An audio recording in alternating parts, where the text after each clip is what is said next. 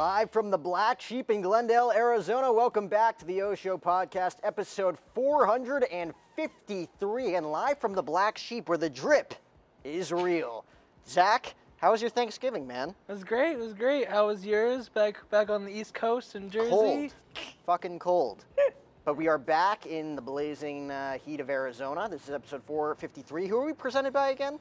BetOnline.ag. BetOnline.ag. Sign up for that 50% bonus by using the promo code capital BLEAV50. Again, that 50% bonus. It's week 13 of the NFL post-Thanksgiving.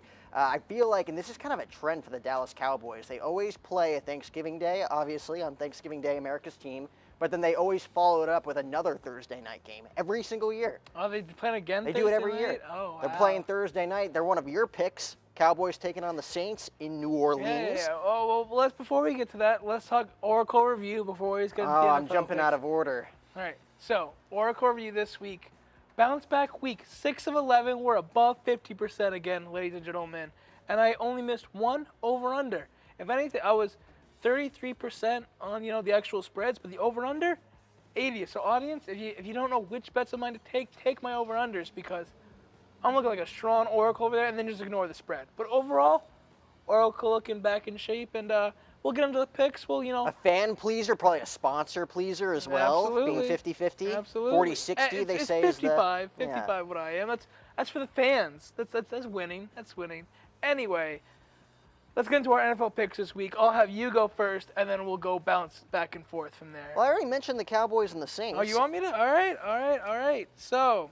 Hate to mess with your agenda. All right, I'm all good. So Cowboys are -5 favorites at the Saints, and after they choked on Thanksgiving against the Raiders. Hard-fought loss. I don't know if I would call that hard-fought. It was Derek Carr. That gave me mad Aaron Rodgers and what's his name? Cook. Delvin Cook. No, the tight end. Oh, the Packers that year. God, no longer on the team. Can't even remember. I was Dak's rookie season, the divisional round game. Yeah, it was not Brandon Cook, was it? I don't know. No, but just mad vibes where they were playing really bad in the first quarter, the first half really.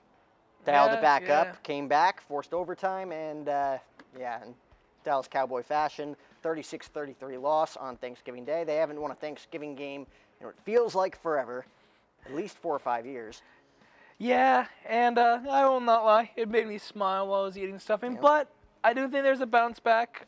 Cowboys, like I said, -5 point favorites in the Superdome, and I think they don't just win. I don't think the Saints cover. I think the Cowboys win by at least 6, and the over-under for that game is 47.5, and I'm predicting the over at 47.5, and I'm predicting the Cowboys to strongly beat the Saints, and the Saints don't cover that 5-point spread. I think it's an easy thing to say that they're going to cover the over. No, I don't. The over? Yeah. You think the I mixed my over's words easy? there. Mixed Okay, my words. yeah. You jumped the gun a little bit, though. That's kind of unprofessional.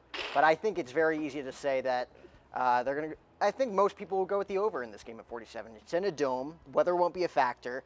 The Cowboys have put up over 70-plus points offensively in the last 2 weeks alone against the Falcons and other Raiders. And then, of course, the Chiefs. That didn't even count. I don't know what the hell happened there. I think the only really question is, this is Taysom Hill's, first start of the season. How much can the Saints generate offense? I think that's why the over-under is under 50. I think that's why. It's because I think Dallas. Have you seen the way our D has played the last 2 weeks? That's why I was confident Patrick Mahomes with probably the had over. arguably one of the worst games he's had all season, and it's been a bad year for the Chiefs, and they still washed us out of the park in what could have been his worst game of the year offensively. Yep. And then last week, Derek Carr shines, and our offense just couldn't stop him. So this week against the Saints offense, that's a big question mark. I wouldn't be shocked to see this one be another shootout in the 30s for both teams. The spread? What do you feel about the spread before we go to your game? Do you think agree with me that Cowboys win and Saints don't cover, or do you think Saints cover that 5-point spread? 5-point spread, I think it's going to be closer than people think, but I will. I'll take the over on that. I think the Cowboys will definitely cover the spread. Oh, so all right, so more than 5. All right, let's hear your first one now. Let's hear your first. The Miami Dolphins hosting the New York Giants, the New York Football Giants. That is, again, not really a game that matters at all. Probably the epitome of irrelevance. I don't know. Miami's bounced back. Miami actually is only a game out of the Bills, though. wild card. I'm not saying they're the division, but they are Who gives very a hunt if much. who cares if you're in the hunt? I mean, I guess in the AFC it's up for grabs. But I don't know. I think it's going to be a very interesting game, to say the least. We're talking to Chris Gronkowski, who we had on the show today as well, saying that in late season it doesn't matter if you're Bill Belichick and Tom Brady and the New England Patriots of old, or the Bucks today, the Aaron Rodgers and the Packers today. You're playing the Miami Dolphins at Hard Rock Stadium late in the season. It's almost 9 times out of 10 you're going to lose.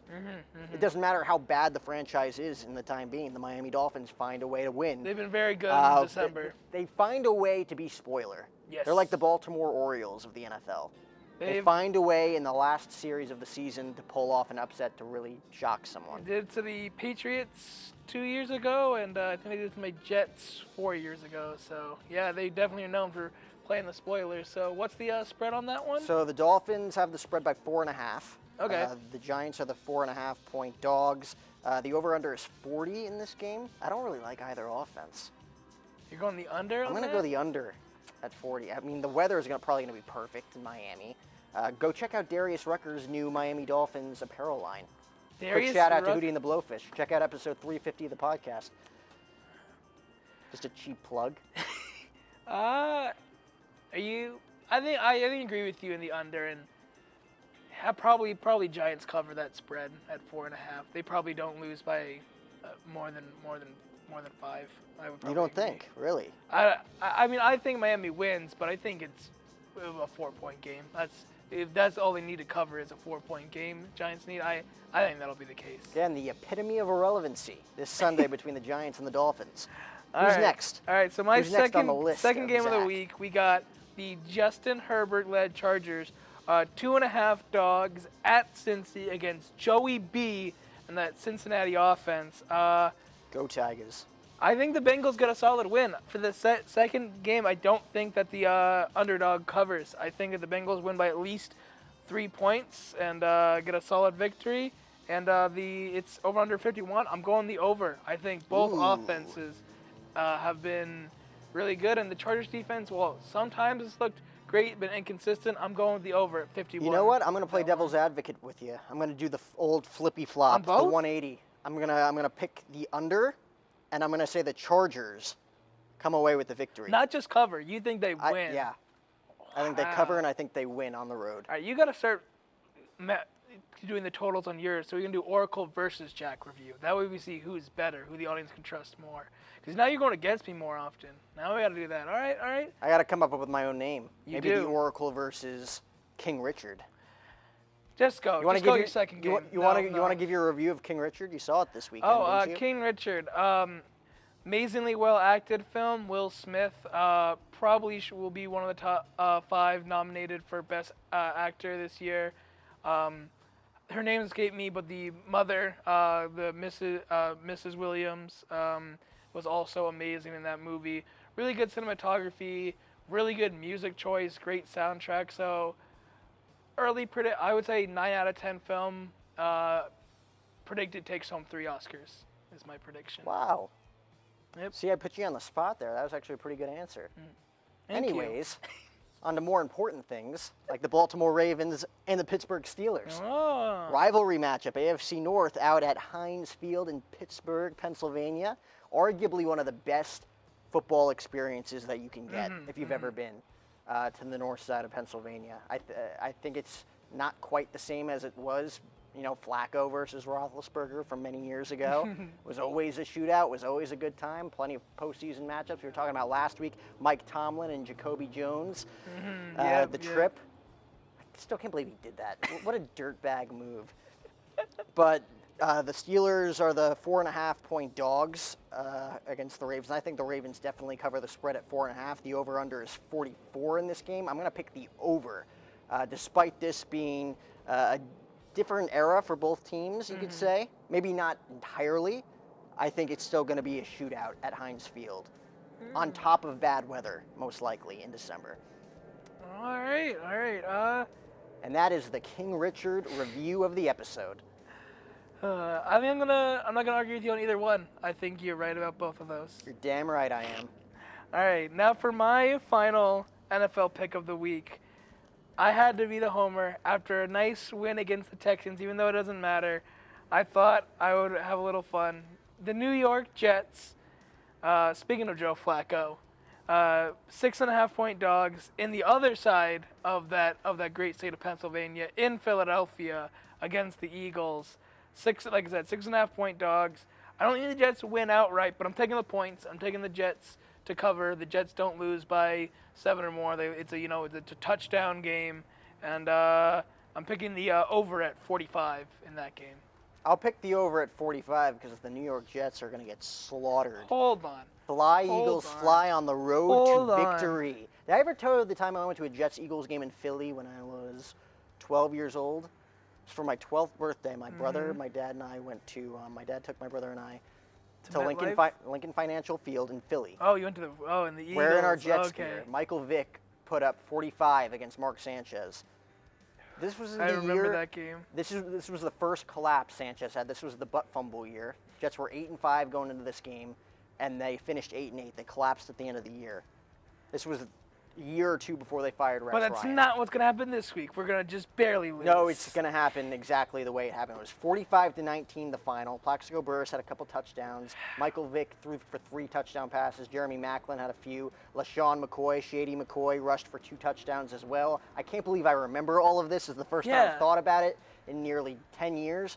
But after the game, after getting a few beers thrown on us, my brother and I were trying to get on Sounds the like elevator. Philly fans. My brother and I were trying to get on the elevator with a bunch of Philly fans, and they were just singing "Fly, Eagles, fly" as they were hitting the close button on the elevator. And my brother and I are just standing in front of the elevator as they're singing "Fly, Eagles, fly," and they're closing the elevator doors on 2 12-year-old kids, Oh my God. like the Philly scum that they are. I was in Philly last week for a premiere. Shout out to I hope Sean you don't B. want Bradley. any Philly-based sponsors in the future, because we have both just. Philly cheesesteaks, however. That is the one thing we will say is good about Philly. The cheesesteaks, good. The fans, no. Cheesesteaks, yes. That's the spectrum of Philly. Cheesesteaks to fans. Yeah, it's a wide dynamic. All right, so that's our NFL games for the day, which means you know what time it is. No, it's time for my third pick because you jumped the gun, Oh. you stupid son of a bitch. Oh, that's The it. New England Patriots are taking on the Buffalo Bills on Monday Night Football in what could be the biggest AFC East matchup of the entire 2021 Oh. season. Arguably. Yeah, no, you're probably right. You're probably right. This is probably the winner of this is probably the winner of these next of that division is probably who's going to play the Chiefs in the AFC Championship game. It's in Buffalo. The Bills have the 2.5-point spread. Pats are the 2.5-point dogs. The over/under is 43 in that game. I'm going the over. I think agree. it's going to be a shootout between Mac and Buffalo.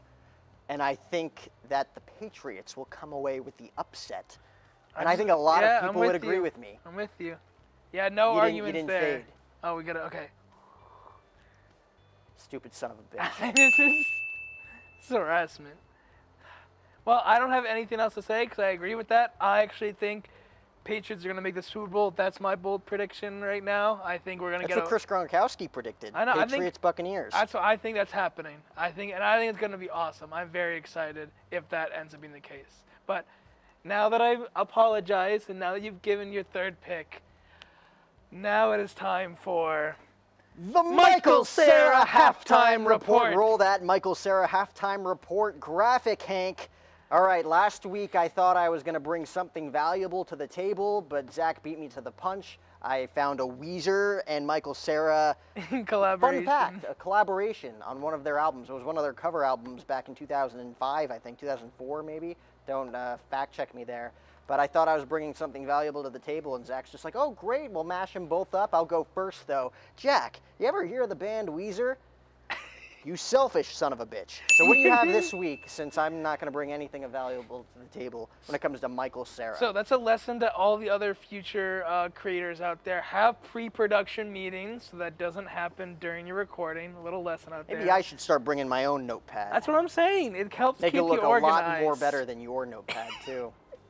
Anyway, so in the same vein, the Michael Cera fact of today is about him as a musician. And so basically, he for many years has been a bass player, touring bass player of 2 different indie rock bands, One, Mr. Heavenly, and two, Mr. Heavenly.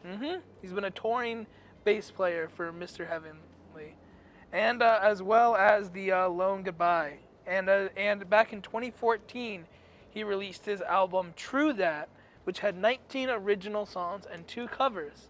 So, it's not just in the movies. It's not just in Scott Pilgrim. It's not just in all of his movies. This man is a musician at heart. He's touring. I feel He's like you having a have life. to be, though. What do you mean you Like have Adam to be? Sandler is a musician in some of his movies, but like he legitimately knows how to play the guitar. Yeah, I know, but but a lot of people, it's like, with Sandler specifically, like, Sandler's not a good example. There's probably a lot of ones where they Bradley learn it for Cooper. Thank you. There's a lot of ones where they learn Star it is for the Born, part yeah. and then don't use it before or after. So it's nice to see people like Adam Sandler, they keep that musician, and that's a big part of their life. So that was just a fun I thing. feel like once you start, you get hooked, though. Some people. All of us speaking from no experience, of course. I Yeah, tried a no little bit. musicians here. You guys no like musicians. Nirvana songs? Easiest songs in the world to play. All Apologies, Smells Like Teen Spirit, Breed. Easy songs to pick up for anybody learning the guitar. Ah, there But you anyway. go. Nice little fun fact. But yeah, just his album True That 2014. Check it out. We might play a little snippet in the episode right now in the edit, depending on how I feel. And like I said, Depending on how you feel, it's my show.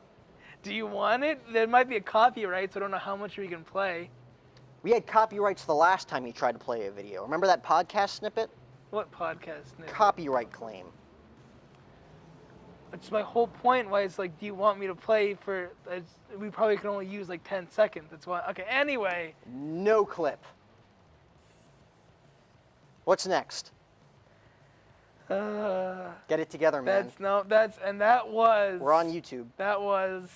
The Michael Michael Cera Cera halftime halftime report. report. He Cue said out that defeatedly. Michael Cera halftime report. What'd you say? What'd you say? College football championship weekend, everybody. We got a lot of. This time we have 6 top 25 ranked matchups, everybody. From these past This is couple what weeks, you we've play had for. 2, we had 1, 3. This is the big week. We're gonna start over in the Pac-12, a rematch of a game we tried to do predict on this show before. Oregon +3 versus Utah. Then over and under a 59. I'm predicting Oregon to cover. It's within a 3-point game. I'm picking the under at 59 in that Pac-12 championship game. Wait, they're the 3-point dogs, Oregon? Mm-hmm. I'm gonna pick them to win. Oh, you're going. I'm gonna you're- pick them to you're going win down. against the Utes. I'm just picking I the am also points. picking. I'm gonna pick the over. Oh, you're going against me. All right. We're all flippy right. flopping again. All right. Zachary Kelly. All right. I think that both offenses provide too much value, and this is just going to be a total offensive shitstorm That's fair. That's fair. All right. in a good way. Good shit. Good Next, shit. Big 12. We got Baylor +5.5-point dogs versus Oklahoma State. I am picking Baylor to cover in that game, and I am picking the over at 46. I'm going to completely agree with you there. There we go. That's I like what we the like over, to hear. and I like Baylor. I think the Bears. So are are you picking Baylor to just cover, or are you picking like you did with I'm Oregon picking to them cover to and cover. win? Cover and win, and then the over.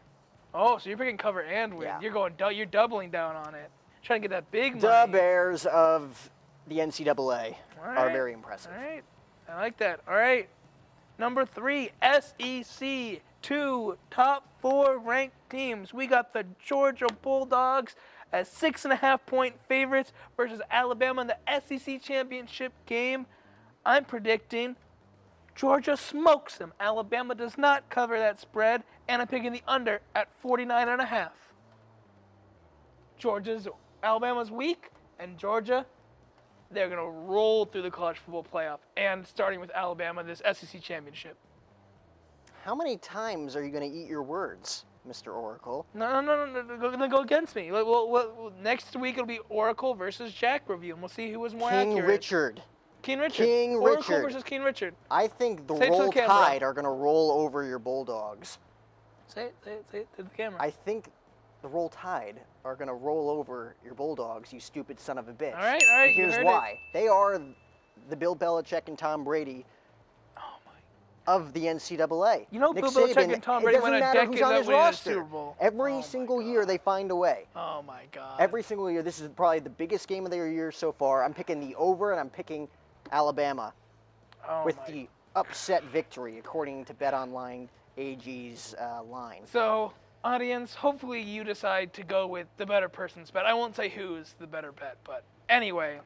Then we got the ACC championship. We got Houston 10-point dogs against Cincinnati. I'm picking Cincinnati because they are fighting for their playoff lives. They're undefeated. They win this, they go have an undefeated season. They want a statement conference win. They want a statement ranked win to not get pushed out by a one-loss Big Power 5 team and get that chance in the college football playoffs. So I think that Cincinnati wins handily. Houston does not cover that 10-point spread. I'm picking the over at 53. I'm going to pick the over as well, and I like Cincy too. All right. I mean, you can't argue with undefeated. The college always does. UCF went undefeated 2 years in a row and never got a shot in the playoff. TCU went undefeated and didn't get their shot. So that's you can't just. That's why I also am picking Houston not to cover, because Cincy knows they can't just go undefeated. They gotta beat down Houston. So many diamonds in the rough. All right, we're getting close to the end. All right, Big Ten, Iowa playing who we both doubted. I think we both picked them to cover, so we both still won, but we didn't think they were going to win it. Jim Harbaugh's Michigan Wolverines. Iowa's 11-point dogs against them. I think Michigan does win, but I think Iowa does cover. I don't think they lose by 12 or more, and I am also picking the over at 43.5 in this Big Ten championship. 11.5, did you say? 43.5 is the over-under, and it's 11-point spread. Yeah, that's tough to argue with. That is very tough to argue with. Yeah, you got to go the Wolverines here. I'm going the over as well. Not so much of a stupid son of a bitch on that. Look at that's 3 in a row. See, we're getting along. See, now he understands. You want to hold Now he hands? understands. I don't.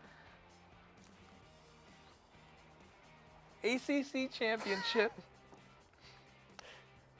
Wake Forest is 2.5-point dogs against Pittsburgh. I am picking Wake Forest to cover, and I'm picking the over at 73. Wow. Really? The over at 73? Oh, yeah, because Wake Forest, the way they lost undefeated was a 126 total point game. It was a 56-64 loss to the Tar Heels. Was their first loss this season. So I absolutely think Wake Forest offense will score a bunch of points, and I definitely think their defense will allow Pitt to score a bunch of points. So yeah, picking Wake Forest to cover.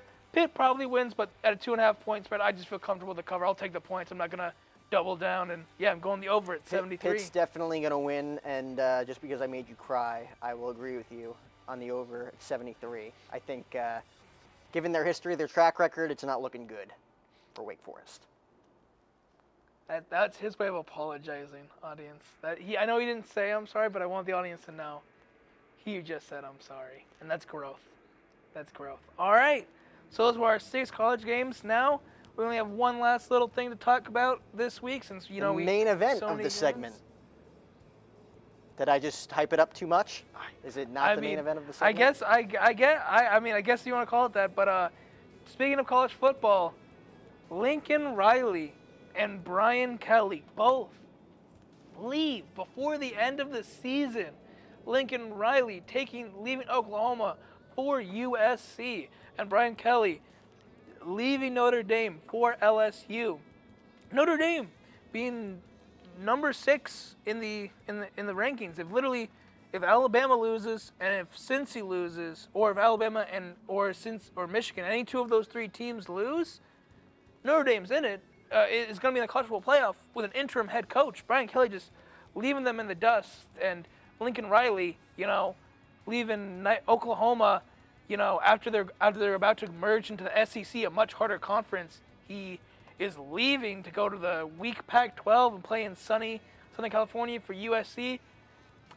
So obviously, the way I told that story, you know how I feel about both Lincoln Riley and Brian Kelly's decision. But my question to you is, are you excited by these moves at all? And then second part is, do you think that the way that both of them handled it, sort of leaving end of the season, their teams high and dry, do you sort of Do you think that's fair, considering the way schools historically treat coaches and players, or do you think that they were in the wrong? I'm curious. Yeah, I mean, it definitely shows their true colors. They do not care about their team. But again, at that level, it's a business. It is. You got to look at it. $120 million. I mean, how long did players fight to get paid in the NCAA? I mean, you got to understand that this is a business. Lincoln Riley wants to go to a very historic program that's kind of down in the dumps right now and turn them around. I think that it's a golden opportunity for him. I'm excited for him, honestly. I think it's a really, really cool thing for him to be able to do. I just don't agree with him leaving at this time in the season. It's I guess crunch time. Where Brian Kelly, on the other hand, you're going to the Tigers, right? Like, this is LSU. This is going to be another great opportunity for him. It's just the way that they're doing it just shows that they were only thinking about themselves, which is never a good look. I just don't understand. And we've seen this happen before. Lincoln Riley is a little bit more forgivable because Oklahoma's just going to play in for what them is a meaningless bowl game. They're not no Big 12 title game, no. You still finish the season. Yeah, Brian Kelly's worse because there's a good chance his team is going to have a chance to contend for a national title, and they're going to have an interim head coach. Even if you agree to this, I don't understand why you don't wait 2 months or even like 6 weeks and then when the season's over. That's just me personally, but a little shout out. We'll make it a whole segment because we're running out of time. Suns beat the Warriors, #1 team in the NBA right now. 17-game win streak, no losses in November, 18-3. Won it without Devin Booker for 3 out of the 4 quarters. Just saying, Phoenix Suns looking mighty hot. But really appreciate this. Shout outs again to the Black Sheep for letting us shoot here, and I'll leave it to you to send us out. Yeah, this was the O Show episode 453 presented by BetOnline.ag. Sign up for that 50% bonus now. We, again, are live and thankful for the Black Sheep to allow us to use this. Thank you to Hanku for setting this up. You are the connection. You are the needle mover, per se, in this stance. The drip is real here at the Black Sheep. Hashtag eat, drink, do good, be happy, caffeine vibes. Hank, hit the lights before I say anything else. That's as dumb as that, you stupid son of a bitch. Oh, my.